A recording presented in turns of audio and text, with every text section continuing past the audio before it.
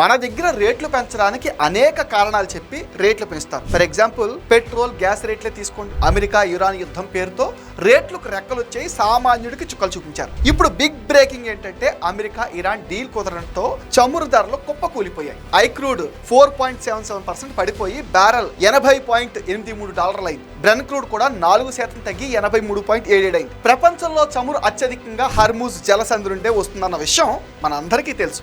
అయితే ఫిబ్రవరి నుండి యుద్ధం వల్ల అది కంప్లీట్ గా క్లోజ్ అయిపోయింది. ఒక దశలో బ్యారెల్ $120కి వెళ్ళిపోయింది. దాంతో ఇండియా మీద దీని ఎఫెక్ట్ విపరీతంగా పడింది. మనం ఇంధనం 80% దిగుమతి చేసుకుంటాం. యుద్ధం మొదలయ్యాక ఎల్పిజి, పెట్రోల్, డీజిల్, సిఎన్జి ఇలా అన్ని రేట్లు పెరిగిపోయాయి. ఇండియాలో 5 రాష్ట్రాల ఎన్నికల తర్వాత నుండి రేట్స్ నెమ్మదిగా పెరుగుతున్నాయి. మిడిల్ క్లాస్ వాడి జేబుకి చిల్లు పడుతూనే ఉంది. బట్ నౌ డీల్ కుదిరింది, హర్మూజ్ తెరుచుకుంది, క్రూడ్ రేట్ కూడా పడిపోయింది. ఇప్పుడు అంతా నార్మల్ అయిపోయింది. మరి రేట్ల సంగతి ఏంటి, ఎప్పుడు తగ్గుతాయంటే ఎక్స్పర్ట్స్ ఏమంటున్నారో తెలుసా? పరిస్థితి నార్మల్ అయినా సరఫరా నార్మల్ అవడానికి మాత్రం నెలలు పడుతుందట. యుద్ధం అనగానే పెరిగిన రేట్లు శాంతి అనగానే తగ్గవు అంటున్నారు. అంటే గ్రాడ్యువల్ గా తగ్గచ్చు అంటున్నారు. ఇప్పుడు అసలు క్వశ్చన్ ఏంటంటే అంతర్జాతీయంగా క్రూడ్ $120 నుండి $80లకు పడిపోయింది. మరి మన దగ్గర పెరిగిన పెట్రోల్, గ్యాస్ రేట్లు తగ్గిస్తారా లేదా? తగ్గిస్తే ఎంత తగ్గిస్తారు, ఎప్పుడు తగ్గిస్తారు?